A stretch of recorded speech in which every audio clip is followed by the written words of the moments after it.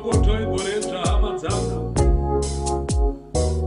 inyasha kuti iwe neni tipinde mukati meiro rigore rakapfuura rakanga risiri nyore baba.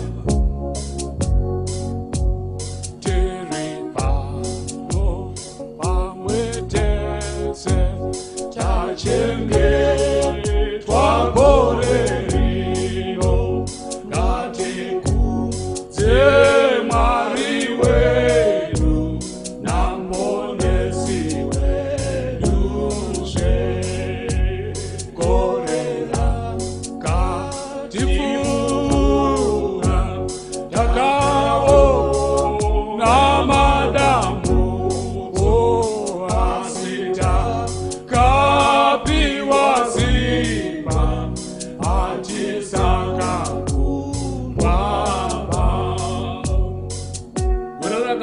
hama dzavo vamwe vakarasikirwa nehama dzavo dzavaendisa kwazvo, vamwe vakarasikirwa nemabasa, vamwe vakarasikirwa nemisha, nyika ikarasikirwa neupfumi.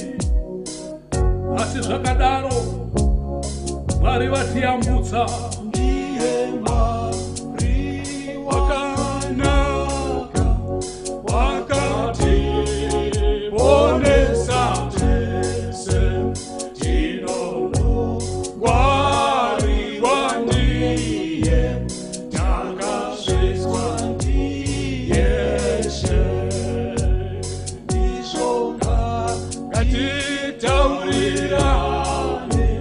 nyasha dzake dzinokwana idzo dzinotiponesa kuti tisatadzezve. Vakatadzira Mwari gore rakapfuura, tapuwazve mumwe mukana wokuti tiite vanhu vavo mugore rino.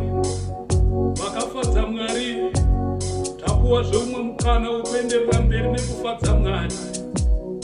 Haleluya.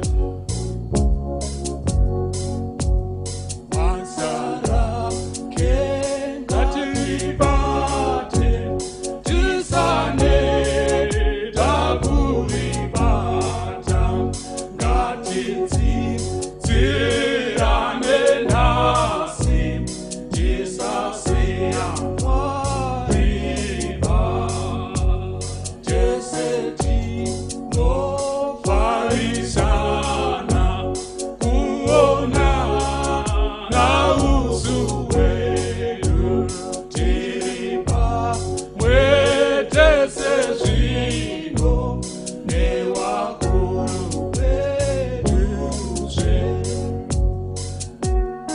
masangano rino igore rekubatana machechi tichidzidzirana kunamatira nyika. Vakuru vemapato anopikisa igore zvakare rekubatana tichivaka nyika yedu yeZimbabwe tiri pamwe chete. Haleluya.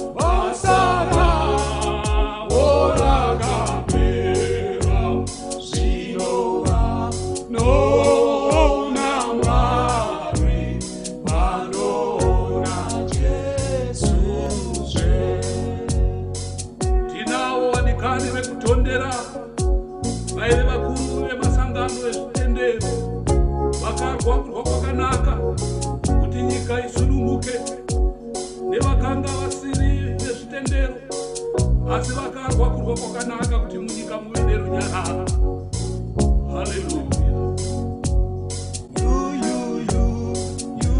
Mugore rino ra2017 hama dzangu ndinokukumbirisai pane muzita raTenzi uye tibatane pamwe chete tinamatire nyika.